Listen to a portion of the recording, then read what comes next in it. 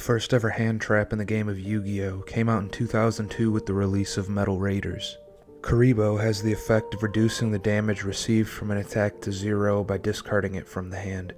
This card has never been relevant in the game outside of nostalgia, however, it did lay the groundwork for a major piece of the game as it exists today. The earliest hand trap I remember terrorizing my local game store was Gorz, the Emissary of Darkness. To this day, players will still attack with their smallest monster first, just in case.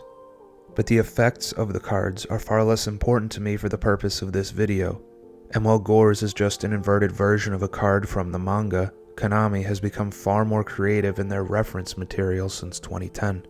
For example, Maxi and its surrounding archetype are based on the smoky brown cockroach, and the effect is representative of your opponent discovering the infestation they are plagued by with each special summon they perform. The Ghost Girls all have names that, when read in their original Japanese forms, are spelled one way but pronounced phonetically in a different way, creating a clever double meaning. In the English translations, both meanings are simply spelled out on the card. For instance, in the case of Ghost Ogre and Snow Rabbit, its original name is pronounced Yuki Usagi. This translates to mountain hare or snow rabbit, with Yuki being spelled in a way that also means ghostly and ogre. Fantastical dragon Phantasme is based on the Zmai, or Slavic dragon. In many traditional stories emanating from the Balkans, this creature is often described as a human-like dragon with benevolent tendencies. This is reflected in Phantasme's effect to draw you cards and adjust your hand in a bid to sway luck in your favor. And Nibiru the Primal Being is based on a theoretical planetary object of the same name that some doomsday theorists believe will one day collide with the Earth, annihilating us all.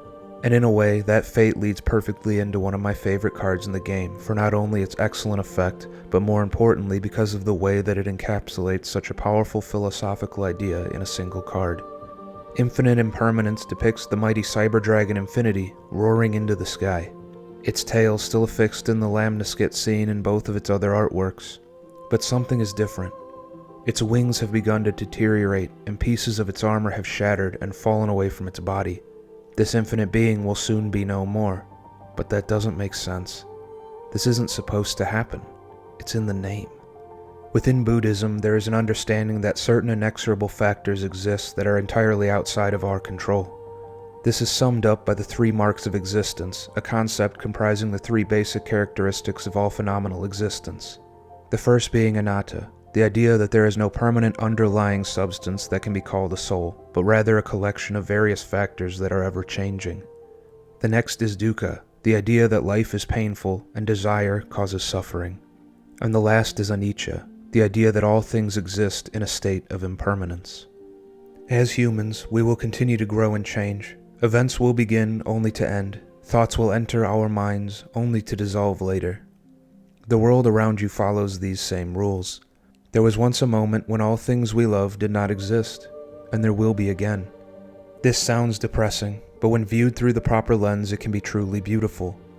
These 3 ideas intertwine in a way that is meant to provide solace to those that can achieve enlightenment through the understanding that suffering is caused by our natural desire to cling to what we believe to be true.